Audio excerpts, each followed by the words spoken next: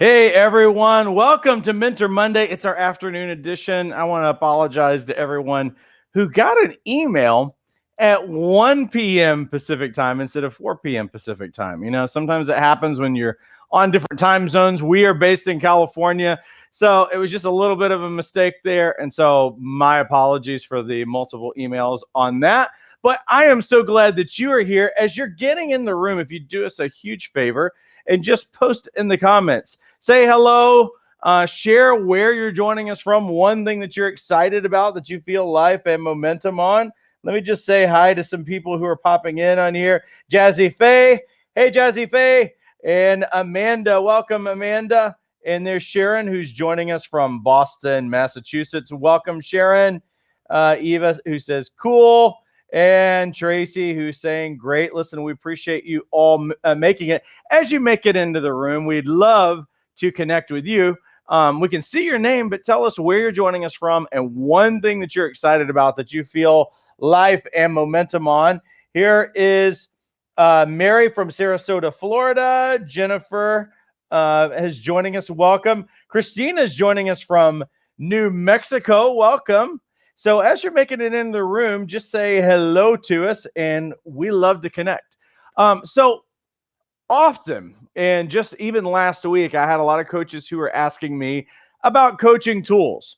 What coaching tools out there are good? What coaching tools are really not so great? Matter of fact, there's actually companies that are out there that will sell you a bunch of coaching tools. Now, listen, I'm not really one, and here's the thing that I learned about coaches many, many years ago, from back in the day when I was getting trained and certified as a coach myself, and in the many years since then, is that sometimes when it comes to training and growth, I'm going to caution all of you to stay out of what I would call the coach training hamster wheel.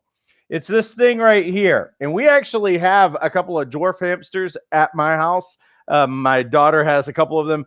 And the thing about the hamster wheel is just simply this, is that it's not actually taking you anywhere. And there's a lot of coaches who are perpetually going through training, going to workshops, learning, trying to perfect their craft, reading books, all of these other kinds of things. And what I want to warn you, just as I'm saying this, is that sometimes we call this activity or busy work, and it's a cover for procrastination. And I just want to caution you, because as we're jumping in this thing, and I love for you guys to always join me, because I always want to be pouring into our coaches and everything else. But a lot of times coaches will take the easy route to get out of the things that they need to do to actually build their business and to meet with people and some of the things that they know that they need to do. It's easy to go to the classroom because you don't fail there. You can just keep going to the classroom, and I don't have to deal with my fear of failure and some of those things. So I just want to say that on the front end, for some of you who are listening, that I just want to caution you not to find yourself in this place. So what tools are good? What tools are not so good? Honestly, I'll be frank with you. There's a lot of tools that are actually made for coaches that are pretty cheesy, that I'd be embarrassed to use, especially because I work with corporate people in the corporate world. I deal with executives and those kinds of things. And so when you put some of the tools that are out there can be a little bit cheesy, like, if you were a bird, what kind of bird would you be? And just some really obnoxious tools that I don't know who those things relate to. But for me, I really want a tool that gets results. And a tool that gets results that that individual can feel. And what results are we looking for?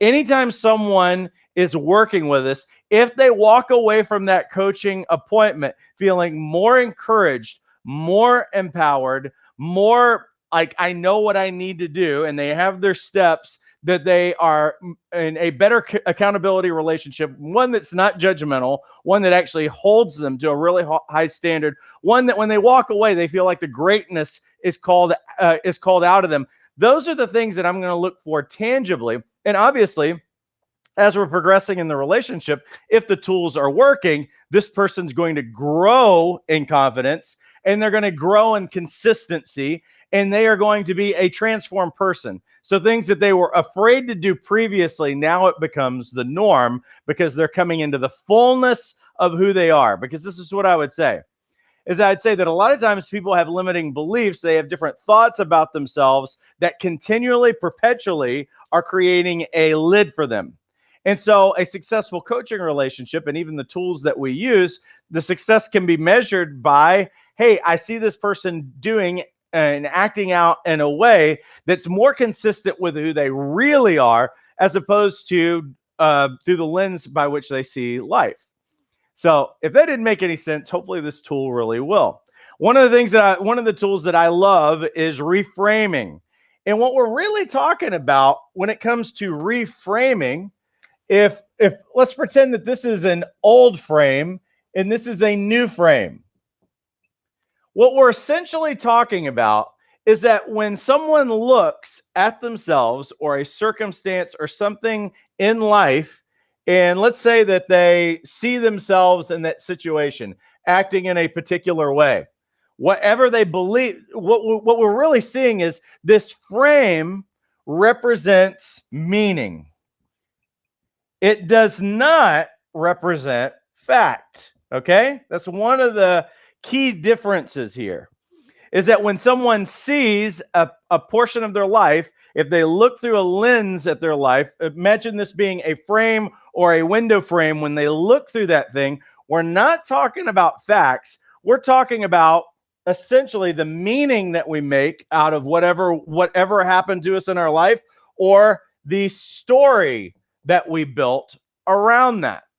And so what we're talking about here is someone who's able to look at this season of their life, this particular circumstance that happened to them, a relationship, any kind of event in their life.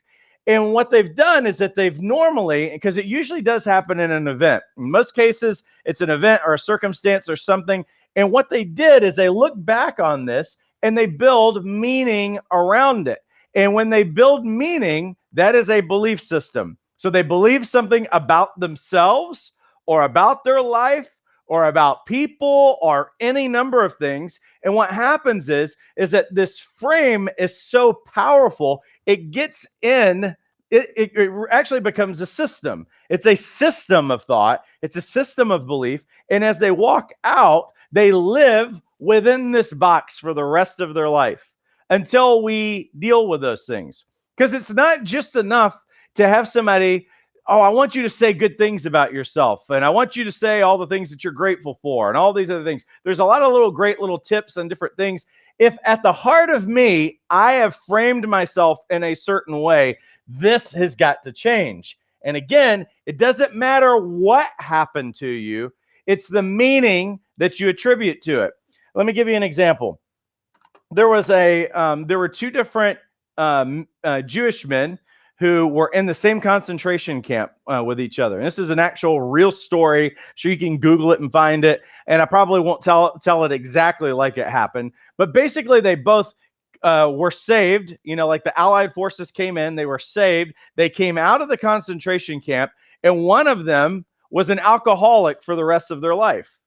The other one actually lived into an extraordinary life, and it was all about how they framed what happened to them. One of them saw it through the lens of opportunity and life, and you can say the goodness of God and mercy and grace and all of those other kinds of things. And the other person took it as, I'm condemned, I'm judged, my life was taken from me, all of these different kinds of things. One of them ended up being an alcoholic. The other one ended up being like a professional and did huge things in the world. What was the difference? It's the power of how they attached meaning. Whatever story they made out of it either created a launch pad or it created a prison for them. And that's what you'll notice with people, is that people are often imprisoned in the life that they are in, or they are shackled to old beliefs. And what we do to free them is we can go back to these things and we can change it. Let me give you some pictures. Let me say hello to some people who have made it in.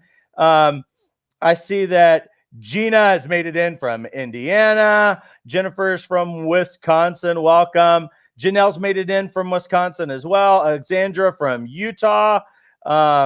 Jennifer says, I'm super stoked about figuring out my pitch slogan tagline. Okay, cool.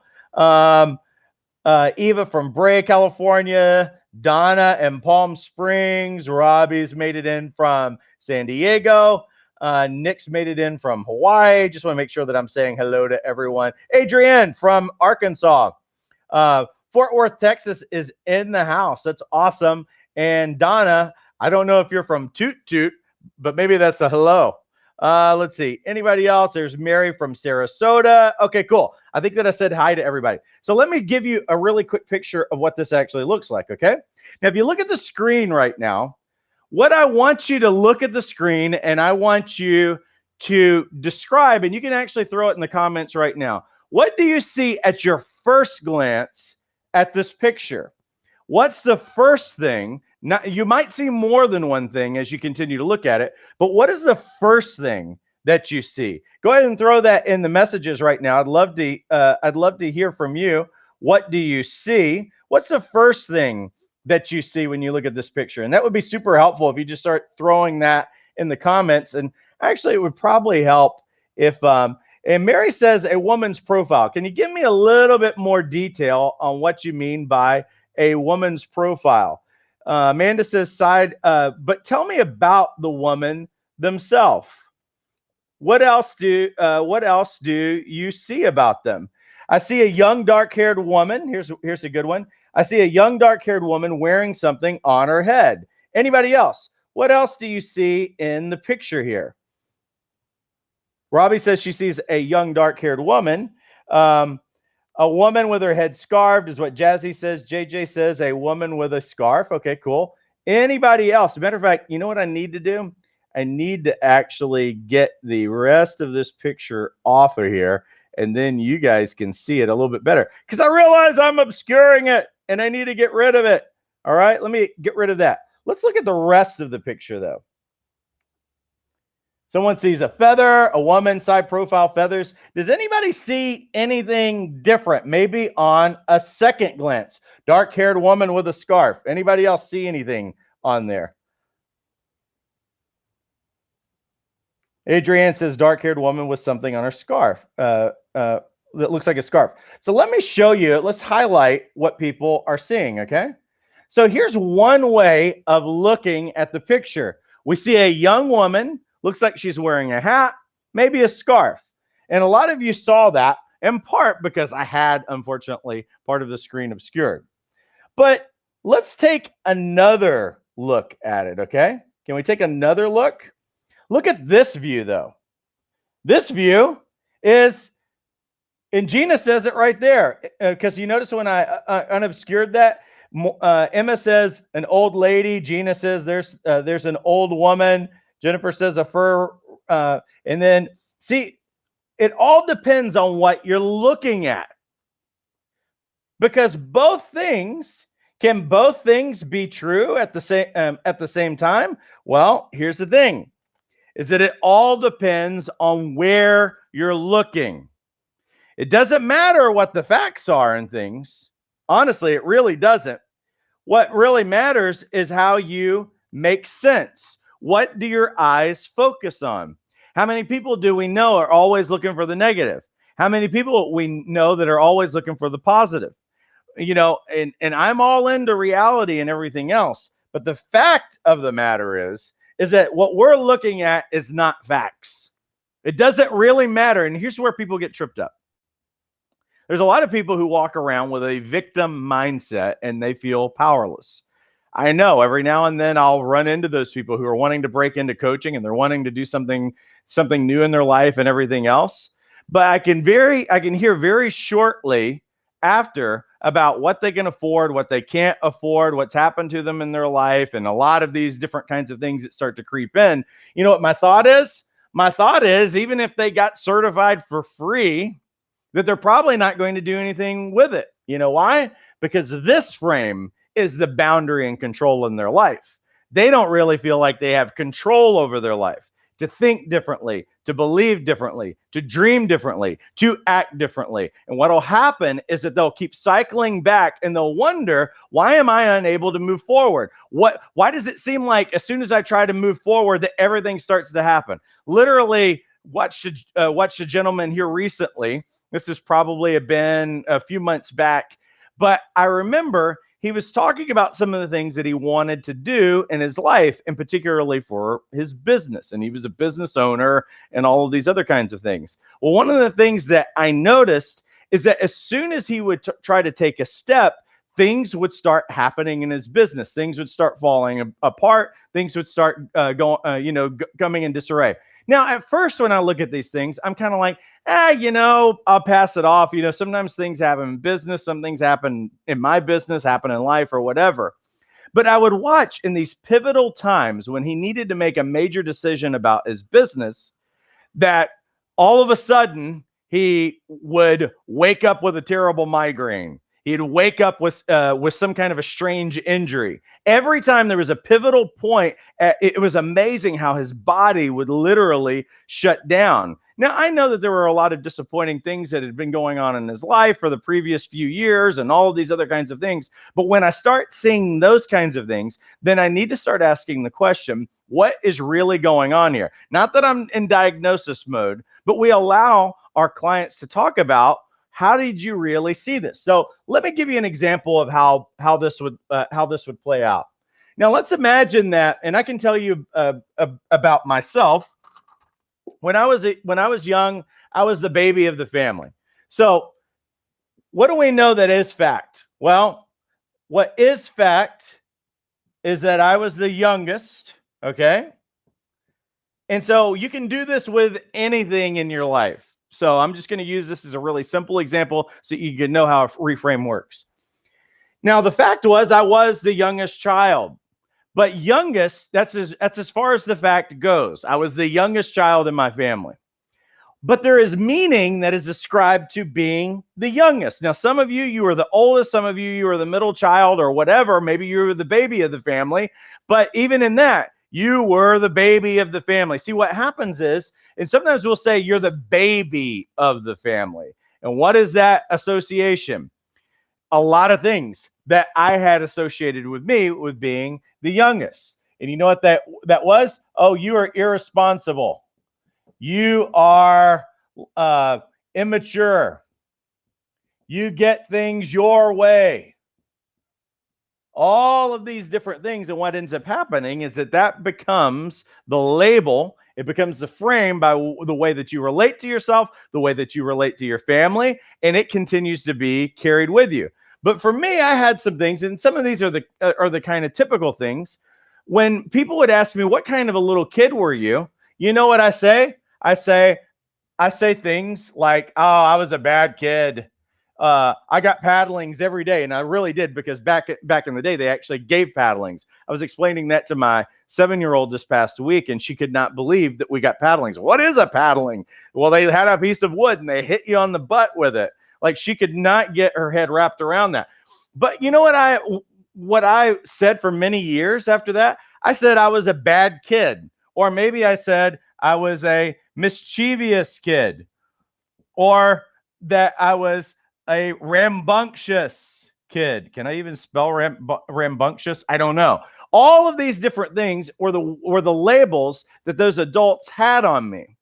Teachers had that about me, and they ended up telling my parents about it. And so my parents, in many cases, would say the same thing, because back then you'd be like, hey, behave at school or whatever. I'd get in trouble on the bus. I would get in trouble with every teacher that I had. I'd get in trouble in every class. And so the overflow of that for the rest of my life is I kept like, yeah, I was a really bad kid. I was this or whatever. So what ends up happening in this is that this label, this frame, ends up becoming something that is a limiting belief for the rest of your life in many cases. Now, what was really true? Well, if I really go to my heart of hearts, like if you question, see, what we have to do is it's one thing to have the frame that we think is the fact, but it's really not. The fact is I was just the youngest. All I need to do to start changing this, and as a coach, here's how reframing works. We start to question the reality in all of these things. So if I had a coach talking to me, I would have said, and I didn't have that, unfortunately, but if I had, I would have had a coach that said, you said you were a bad kid. Give me some evidence of being a bad kid. What does that look like? And then I would go to frames of reference where I got in the most trouble, because you know what happens? The frame of reference usually comes out of an emotional event. And I'd say, well, there was this one time in my classroom, and this is a true story, that I had a rocket engine, because we used to make these model rockets, and I had one in our learning center because it was a private school. And I was bored, and I took it and I plugged it into a light socket, and all of a sudden this huge fireball shoots off of my desk, knocks the power out in the place, and there was smoke everywhere, and I got in trouble, and I got a paddling, and I got in major trouble with my parents. I'm like, okay, you know how I'm associating that with being a bad kid is because I got my butt whipped. That's why. It was literally a pain in the butt during that time, and that's how I associated that stuff. But I can continue questioning that as a coach. Did you set out, Paul? So what you're telling me is you set out to knock the power out in your school. Is that what you're telling me? And I'd be like, no, that's not it. Okay, what you're saying is that you set out to launch a fireball and try to injure someone in the class. And I'm like, no, you set out to try to injure someone, to be defiant in your classroom or whatever. And when I keep asking those questions, then I have to, and you know what's happening is it's taking a toll on this fact that I was a bad kid. Every time I'm asking a question, I have to question it and say, well, what's that really telling you afterwards? It's really telling me that I was bored. Maybe it was telling me that I could have been a scientist, because I could have asked, hey, tell me about your interest in rockets. Where was that interest? Well, and then I could tell the story. I created this electronics club when I was in second grade. I built this stupid tower in the backyard and was trying to communicate to the airplanes that were flying over. I always wanted to go to space camp. See, then we get to the heart of what's going on here. When we reframe it, that we can say that I was getting shut down, the creative impulses, the scientific portion of me, some of the dreams that were in my heart, and I'm actually sitting in a classroom bored like most kids are. This is how we could reframe it. And so I start to ask those questions and say, oh, well, I was interested in science. I was a bright kid. I was bored with what everybody else was doing. You know, there's all of these things. You know, I never got the awards when I was a kid. I was actually a smart kid, but I never got the awards because no one totally understood me. And by far, they didn't know what leadership looked like back then. If I start asking the questions as a coach, hey, tell me about the town that you lived in. Tell me about the school that you went to. I could say, well, it was a religious school, and it was in a small town in a rural area in Missouri, and most of the people were in a farming community. So there's all of these things. So what ends up happening is that I finally see myself when I look back at the frame. I see myself in the actual context that it was. Tell me about the city that you were living in. Did they have anything like science clubs and space camps or any of those other kinds of things? Anybody who else was into what you were doing? And I'd have to say, no, everybody was into farming and some of the practical nature of doing life. I can start talking about the context that I'm in, and now I see myself as a different person. And you know what happens? Is now I am not a bad kid anymore. I'm not a powerless kid anymore. And I tell my story very differently. And so instead of it being a brief, hey, Paul, tell me about when you were a kid, and say, oh, I was just a really bad kid and I was always getting a paddling every day. That sounds factual, because did I get a paddling every day? Yeah, I can't change that fact. Did I get in a lot of trouble and have to write sentences and do a bunch of different things? Yeah, I can't change those facts, but I can change the meaning of them, because meaning is open for debate. And I get to choose that every day that I live. Now, what I do then is I take these new beliefs and I start to associate them with me, and I start looking for the things in my life, even as a child. If the child's where I need to go, where the reframe needs to happen, I can take the best things out of anything. Like it's the difference of saying, I'll show you this. It's the difference between someone saying I am a victim. It's the difference between somebody saying I am a survivor. And it's the difference between someone saying that I am a victor. And each one of these requires it's in the exact same situation. There are some things that you get out of being a victim. There's certain things that you get out of not having to be responsible and take ownership. I can't change what happened to me, but I can change what I think and believe about myself. I don't want to be a survivor, though. Survivor sounds like, man, I just made it by the skin of my teeth and everything else. You know what I really want to be? I really want to be a victor. So I need to look for that victorious person, and it changes everything. You know what it does? Anybody who has hurt me in my life, it takes the power away from them. It actually enables me to forgive people that I never thought that I could forgive. And now I am released from those people, and I can go on towards my destiny. This is why reframing is so powerful. You guys want a coaching tool that crushes it? This is one of them that I would highly recommend that you use. And it's very simple and it's very powerful. And what it can do, and I'm talking about in minutes, this doesn't have to take an hour. Ask the right questions, ask the things, and make them tell the story like it really was. Instead of my teachers telling the story about me, and sometimes even instead of allowing my parents to tell the story about me as a little child, I need to reframe, look back, and start telling a different story. If you change the story, you'll have a different result. But if you keep looking back and it's the same old story, you are going to produce the same future over and over again. This is how we get breakthrough. So hopefully that's really helpful. Let's see. Let me pay the bills really quickly, and then I'm going to jump over into some of the other comments that people said, and I'll also open it up for a little bit of Q&A, okay? Some of you, and I said this a while ago, have not taken that leap yet for whatever reason. You haven't started your coaching practice, and what we want to tell you about our school, for some of you who have been in the process, maybe you flirted with becoming a coach, I want to call you out of that procrastination mode, and I'm going to tell you what we did years ago. Most coaching programs cost thousands of dollars. Ours is only $195, not because we're cheap. What we have done is we've taken all of our training, we recorded it, put it online. We eliminated all those administrative costs, and we put you in the driver's seat of your education. You know why? Because you can get trained and certified fully online, on demand, self-paced. So you determine when you go to class, how you progress through the course. You can do it as slowly or as quickly as you would like. Usually takes about 30 hours to get through the program. You work through each one of the modules, and it's coach-specific training. So as you're going through, you learn a core competency, and then you learn how to apply it through the exercises. And by the end, when you take your exam, you're going to take all of your knowledge and you're going to apply it in the exam. You need to score above 70% on the exam to pass. We don't charge you for retakes if you don't pass it the first time around. We also, in addition to this, we give you a free listing on lifecoachmatch.com that's normally $75 a year. And even with your credential, because we're a very business-focused school, your credential can be integrated with your website, with social media, inside your email, anywhere you want to put it, inside LinkedIn, any of those places.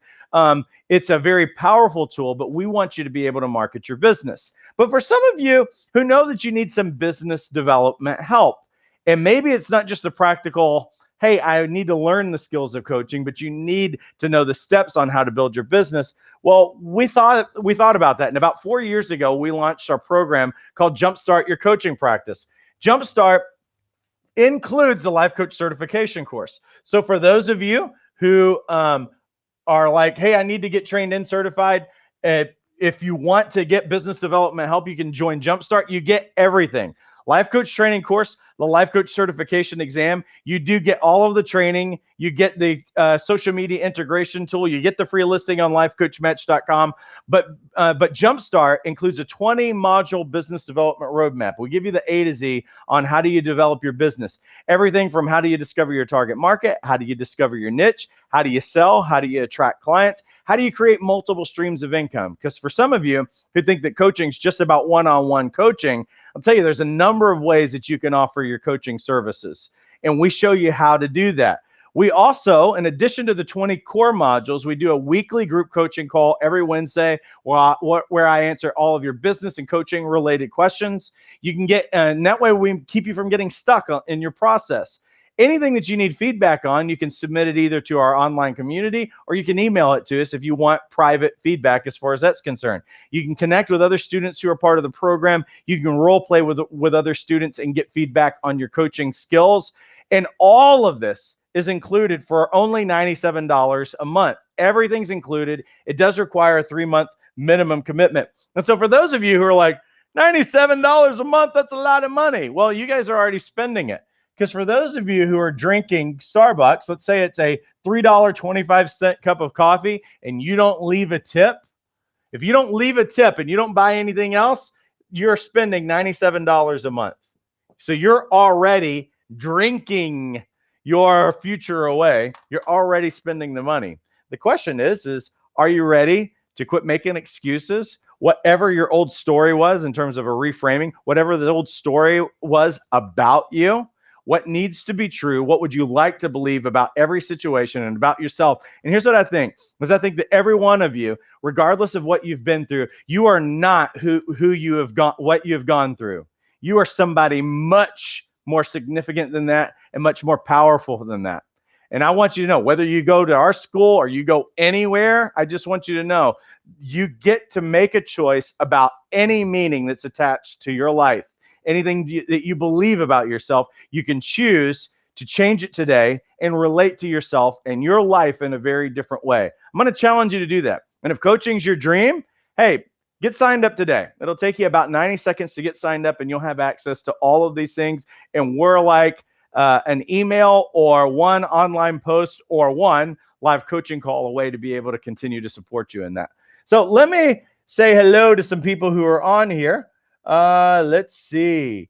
Who else do I need to say hi to? There's Jamie from Chicago. Welcome, Jamie. Anybody else? There's Emma, who's joined us from Connecticut. Awesome. All right, let me see if I see anyone else in here that I need to say hi to. Let's see. All right. All right. Mary says, love this. Thanks for clear insight. We'll love more of these real how-tos in the future. You are welcome. Oh, and this was Judy. She says, I'm at my mom's and on her Facebook. Very good. All right. Eva says, oh my God, so familiar. Awesome. Robbie says, powerful and opens up breakthrough. Cool. All right. Jennifer says, I think Survivor can show strength too. Victor overcame. That's excellent. Awesome. Janelle says, I love the thought processes. You are welcome. Kelly says, I love reframing. So powerful. Yeah, go ahead and use that. Jennifer says, for the love of Pete, take the leap. You won't ever regret it. Jennifer is actually in our Jumpstart program. Thank you for that, Jennifer. All right. Marie says, I've always thought being a survivor was a good place. Now I understand differently. You are welcome. Awesome. Jennifer says, personally, educationally, and professionally, I've never felt so supported. That's what I want to hear. That means everything to us. It's why we do what we do. Robbie says, this program is so good and you won't be sorry. I've learned so much. Robbie was actually in town last week. She had dinner with us and everything. So thank you so much for that, Robbie. Jennifer says he's not kidding. They really do show you everything and ask questions. Paul and others are always on. If you guys think that I'm paying for this feedback, I probably should be. So, oh, all right. Awesome. Kelly's from Boise. And notice, Kelly, I know how to say it. There's not a Z. It's an S. It's Boise, Idaho. Very good. Hey, and there's Donna. Hey, Donna. Blast from the past right there. Awesome. Any other questions, anything that I can encourage you with just for the next minute? If there's anything else that I can encourage you with, I want to be able to do that. Over the next few weeks, we're going to try to find a couple of more tools to be able to share with you that can really help you, and you can immediately get some high impact out of them. So I just want to give just a second. Jennifer says, LOL. Yes. Jennifer's like, yeah, inbox me that money. Kelly just gave me a fist bump, because I know what's happening in Idaho. That's awesome. All right. Very good. All right. I'm going to give it about 20 more seconds. And in 20 more seconds, I'm going bye-bye. And again, my apologies for that extra email that went out today. Hey, things happen. especially when things are happening around the clock and people are working on things on the weekend. Sometimes humans make mistakes. Cool. Oh, yeah. And Jennifer's talking about the book, The 5-Second Rule. That was something we talked about in our coaching call last week. Jazzy says, what's the best thing about being a life coach to you?